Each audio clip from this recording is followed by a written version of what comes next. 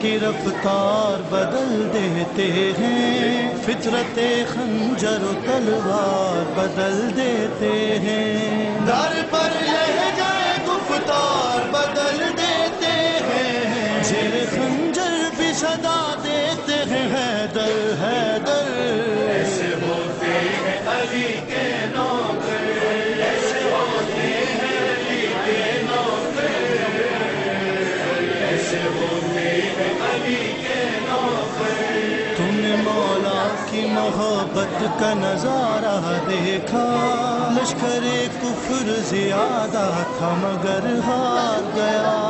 चंद अफराद ने लबनान का नक्शा बदला, भागने वाले जरा देख तो पीछे मुड़कर।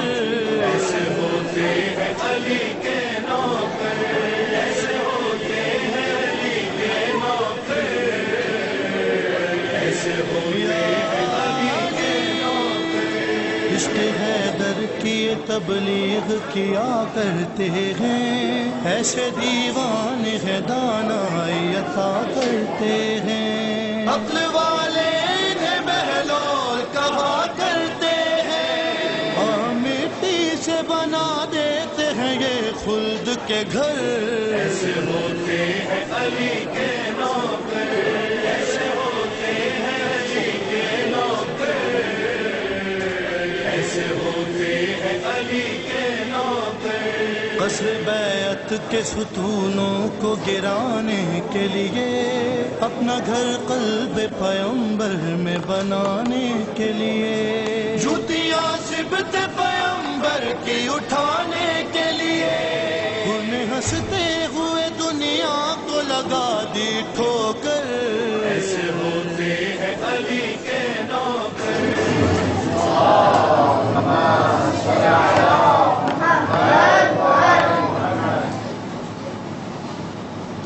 Je ne sais pas s'il faudrait que je parle en français ou en Guzati, ou est-ce que je me ferai plus comprendre. Donc bienvenue à tout le monde. Merci tout d'abord d'être venus d'aussi loin pour nous honorer de votre présence, que ce soit les jeunes filles ou les jeunes garçons qui sont présents. Je n'oublierai pas nos invités, bien sûr, et les membres du FIT qui sont là. La présence du CDJ qui me flatte. Presque. Je sais que vous avez commencé très tôt ce matin.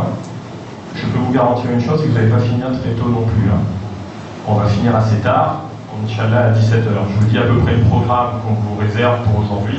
Normalement, il était prévu qu'on commence à 11h30 par les exposés. On a 15 minutes plus ou moins de retard, donc on va décaler 15 minutes le programme par rapport à l'heure de namaz. Si tout est dans les temps, tant mieux. Je vois qu'il y a beaucoup de petites têtes d'un côté. Ils vont être très contents. Je vais vous expliquer dans un instant pourquoi. On a préparé pour vous un programme assez spécial. On ne savait pas, il faisait très mauvais temps, donc on avait fait des activités et on va vous les montrer dans un instant. Je vais vous expliquer comment ça va se passer. Donc, le programme d'aujourd'hui, donc 11h30, midi et quart, midi moins quart, on commence les exposés. Ensuite, après moi, il y aura le directeur du Madrasa qui va prendre la parole. Après lui, il y aura différentes personnes qui vont intervenir, donc que je vais appeler au fur et à mesure au micro. A priori que des filles. Ça démontre encore une fois de plus, les garçons, que vous avez beaucoup d'efforts à faire pour la prise de parole et que les filles sont effectivement plus intelligentes que nous. À moins que je me trompe, il n'y a pas un seul garçon. Enfin, si, il y en a un peut-être. Enfin, par nous deux, voilà, on ne fait pas le tour. 1, 2, 3, 4, 5, 6 filles. Une fois le namaz terminé, on va se diriger vers le hall pour les garçons et à l'intérieur de cette salle pour les jeunes filles, où un niaz vous sera offert. Après le niaz, Inch'Allah, on va faire le programme de la bourse aux livres. On va voir à peu près avec le directeur combien de livres on va répartir en fonction des élèves, etc. Vous aurez tous un sachet. Désolé pour les garçons, c'est des sachets roses. On était sûr qu'il y aurait plus de filles, donc on n'avait fait que des sachets roses. Et il y aura un feutre. À chaque fois que vous allez prendre vos livres, vous allez faire le tour des tables. Une fois que vous aurez choisi vos livres, vous écrirez, vous demanderez à quelqu'un d'écrire pour vous sur le sachet votre nom, et les sachets seront stockés à un endroit qu'on vous dira. C'est-à-dire qu'au moment du départ, vous aurez la responsabilité de récupérer vos sachets pour ne pas les traîner à droite à gauche. Ok, donc vous prenez soin de vos sachets, une fois qu'ils sont remplis, vous les mettez dans un coin qu'on vous désignera. Une fois la bourse solide terminée, il y aura des activités dont je vous énumère la liste vite fait. Alors, pour les plus grands, on va dire s'il y a du 15-16 ans dans la salle, il y a une chasse au trésor avec des indices qui sont un peu dissimulés un peu partout. Ça peut être derrière des rideaux, ça peut être derrière un mini-bol, ça peut être sous un tapis, sauf les WC, je me suis renseigné, ils n'ont pas mis. Donc, la responsable pour cette histoire, c'est Silica, si elle peut lever la main, que tout le monde le repère. Bon, ben, elle fait partie de la chasse au trésor, il faut la trouver. Elle est dehors, d'accord. Donc Silica, on vous le dira tout à l'heure. Donc 15-16 ans, on peut avoir 5 groupes de 2 chez les garçons, 5 groupes de 2 chez les filles, ou 5 groupes de 3 et 5 groupes de 3 chez les filles. Le but, c'est de faire une enquête assez poussée sur des questions qui sont en rapport avec l'islam en général. Ensuite, il y aura des trucs un peu plus amusants pour les tout petits, genre des courses à la cuillère. En gros, vous avez une cuillère dans la bouche avec un œuf. Vous mettez comme ça, vous comprenez quand je parle ou pas? Non. Alors vous mettez la cuillère dans la bouche et vous aurez un œuf, une espèce de balle en fait, on ne va pas vous donner un œuf. Donc on va mettre la balle et vous aurez une course qui va avoir lieu là où on mange. Donc repérez bien les lieux là où on mange. À gauche sur le mur il y aura la course à la cuillère. Mais Ferid, qui est là-bas, au fond là, celui qui fait des grands signes. Donc le jeune homme au fond, c'est lui qui sera responsable de la course à la cuillère. Ça sera des groupes de... Anila est là, je sais pas. Des groupes de 4, voilà. On va faire passer 4 garçons, 4 filles, et ainsi de suite. Le but est d'arriver le premier sans faire tomber la boule. Ensuite, il y aura des courses au sac, c'est-à-dire que vous enfilez un sac et vous devez faire des courses. Le premier arrivé au but, ça va être dans cette salle-là, parce qu'il y a une moquette de l'autre côté, et il y a beaucoup plus d'espace, il n'y a pas de fil et tout ça qui traîne. Donc c'est des groupes aussi, et Yola et Sohéla seront responsables. Yola, donc Sohéla qui lève la main, tout le monde repère, et Yola, je ne sais pas où il est. Donc Yola et Sohéla vont s'occuper de la course au sac ainsi que la course au pied lié. La course au pied lié, c'est pas compliqué, vous avez 2 personnes, une autre à côté de vous, vos 2 pieds sont attachés par un lacet, et le but c'est d'arriver le premier sans tomber. Pareil, Inch'Allah, il y aura peut-être des cadeaux pour les gagnants. Vous aurez un concours d'arbalètes. C'est des arbalètes à ventouses. Il y a 2 solutions. Soit vous aurez des cibles à viser, soit vous aurez des gobelets à faire tomber. Donc ça, je pense que les enfants, ça vous apprendra l'adresse, la précision. Donc Inch'Allah, ça aura lieu dehors aussi sous le hall, là où on mange. Il y a 2 panneaux quand vous allez arriver, 2 panneaux blancs, il y aura des fléchettes. Pour ceux qui veulent s'occuper, on peut se faire passer par des groupes. L'arbalète, c'est Ali qui sera responsable, je ne sais pas où il est, mais on vous le dira tout à l'heure, après la course au livre. Les fléchettes, ça sera Michael qui va être responsable du jeu de fléchettes. Il y aura pour les filles, dans l'appartement de Molana, du Mendi, pour ceux qui veulent poser du Mendi. C'est Saïra et Farana qui vont s'en occuper. Il y aura pour les tout petits une pêche à la ligne. Une pêche à la ligne avec des cadeaux bien sûr à récupérer. Il y aura un jeu assez marrant qui s'appelle goûter les yeux bandés. Vous aurez 6 plats, 6 personnes, et vous aurez à goûter des choses, je sais pas quoi, piment, fromage, des choses un peu bizarroïdes parfois, de la colbune. Non, enfin je dis j'invente, je sais pas, hein, c'est pas moi qui ai organisé, il est où Karim? C'est Karim qui va s'en occuper. Et il y aura aussi pour les grands ainsi que pour les petits un concours de tir au pistolet à eau. C'est-à-dire que vous aurez des bouteilles d'eau à remplir ou bien des bougies à éteindre. Ça aura lieu dehors, à l'extérieur. Et pour les tout petits ainsi que pour les plus grands, pour ceux qui veulent, il y aura aussi du maquillage. C'est-à-dire qu'on va vous dessiner des oiseaux, des trucs sur le visage pour ceux qui veulent faire et prendre des photos qu'on vous enverra ensuite par mail. Vous laisserez vos coordonnées à la personne qui fera le maquillage, à savoir Anila, qui est là-bas, qui lève la main. bougie, c'est Shazam qui va s'en occuper, il arrive. En sachant que les salles vont être réparties, je vous fais confiance, il y aura une certaine mixité sans mélanger filles et garçons, mais je vous assure d'une chose, c'est que je, ainsi que le directeur, Salim, les grandes personnes qui sont là, vont un peu tourner dans les salles pour regarder, pour faire un peu les gendarmes. Parce que c'est bien beau de vous laisser tout seul, mais il y a quand même des limites à ne pas franchir, donc je préfère être tout de suite franc avec vous, filles et garçons. Il y aura quand même un œil sur vous. Il ne faut pas penser que vous êtes libre et que vous allez faire ce que vous voulez. Donc il y a des limites, on est là pour s'amuser, on est là pour s'éclater, mais essentiellement, il faut savoir que vous serez quand même sous notre responsabilité. N'oubliez pas vos parents. Quand vous arrivez au madrasa, vous oubliez vos parents et c'est nous les responsables, c'est nous vos parents à ce moment-là. Vous nous devez autant de respect qu'à vos parents. Je pense que vous avez dû l'apprendre déjà au madrasa. Je suis content de vous voir parce que vous êtes venus pour un objectif qui est tout simple, la lecture.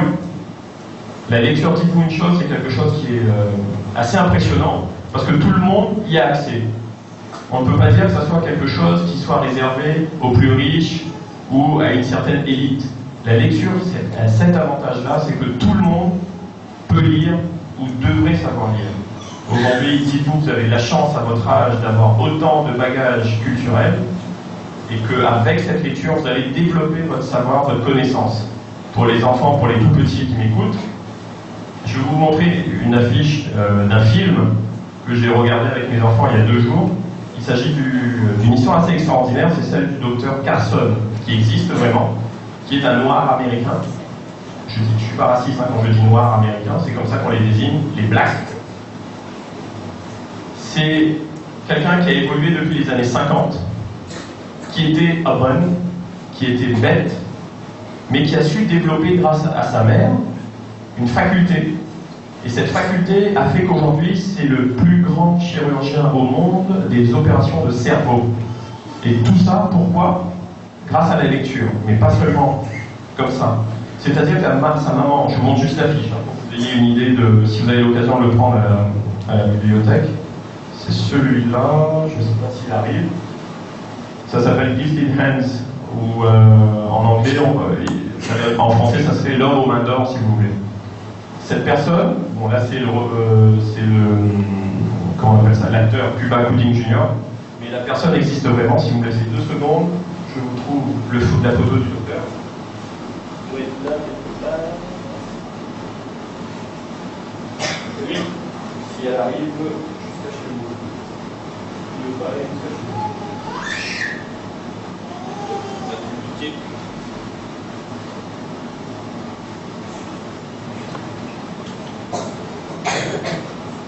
Là, vous avez l'acteur, Cuba Gooding Jr., et le médecin qui est là.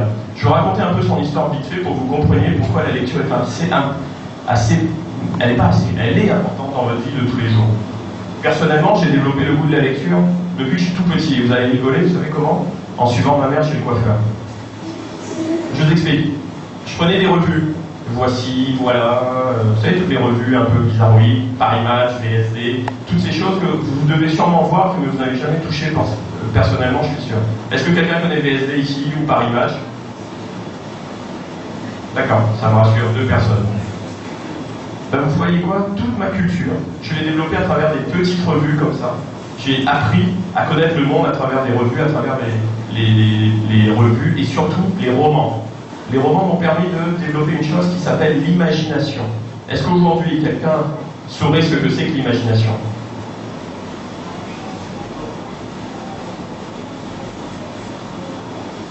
L'imagination, c'est ce que l'on rêve. Quelqu'un a une autre réponse chez les garçons? Allez, démontrez-moi que vous êtes plus intelligent. Allez.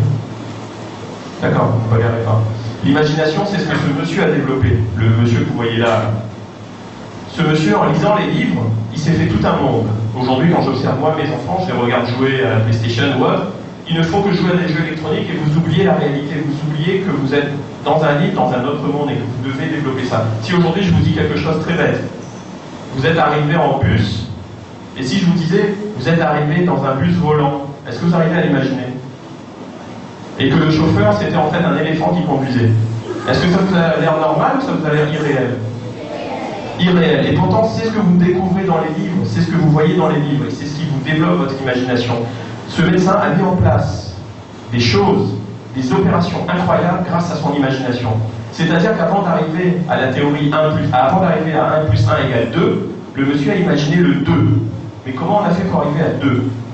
Et ce 1 plus 1, il va le démontrer. Mais il a fallu, dans ce film, il est arrivé sur un cas bien précis, il a développé sa connaissance, il était très nerveux étant jeune, il a canalisé, attention, une chose importante, et il faisait sa prière régulièrement, il allait à l'église régulièrement, il écoutait les prêches de son prêtre, et à chaque fois qu'il faisait une opération, il demandait l'aide du bon Dieu. Il disait, oh mon Seigneur, aide-moi à m'en sortir. Sa colère, il la maîtrisait à partir de là. Mais tout ça, il l'a développé à travers les livres, à maîtriser tout ça. Et ce monsieur a mis en place une opération. La première fois au monde, en 85, il a séparé deux bébés siamois collés par la tête. Je n'ai pas envie de vous montrer les photos, vous allez être affolés. Les deux bébés étaient collés par la tête. Toutes les opérations au monde de bébés siamois ont toujours été un échec. Et ce médecin, en regardant un robinet couler, en écoutant sa mère parler, a imaginé la solution pour sauver ces bébés. Il fallait, grosso modo, séparer le sang des bébés, baisser la température du corps pour pouvoir opérer. L'opération a duré 22 heures, a mobilisé 70 personnes, 2 blocs opératoires, 2 engins par élève, etc., etc. Et ce monsieur le dit dans ses livres, dans ce film, j'aimerais que vous le voyez parce qu'il est plus facile d'accès, comment il a su développer ça grâce à l'écriture. C'était juste un petit point. Si vous avez l'occasion de regarder ce film, faites-le, c'est très intéressant pour vous, et vous allez voir que vous allez aller très loin dans votre vie de tous les jours. Et ce monsieur-là s'est fixé un but, il a dit, un jour je serai neurochirurgien. Donc dites-vous une chose, aujourd'hui, quand vous allez faire vos études, fixez-vous un but dans la vie. Fixez-vous, je veux faire ceci, je veux atteindre cela. Ne soyez pas négatif, ne soyez pas pessimiste, soyez toujours optimiste, allez de l'avant. Malgré toutes les difficultés, le plus dur à faire dans la vie, c'est ne pas d'éviter les obstacles. Dites-vous une chose, vous aurez des obstacles dans la vie quand vous allez faire des grandes études, mais ce n'est pas d'éviter les obstacles, c'est comment surmonter les obstacles qu'il faut se mettre dans la tête. Voilà, j'en finis, je laisse la parole au directeur, j'étais un peu long, Marc, mais comme à l'habitude, quand j'improvise, je n'arrive plus à vous contrôler. Je vous laisse la parole, je crois que c'est ça la diapo que vous devez... Mohamed Noël,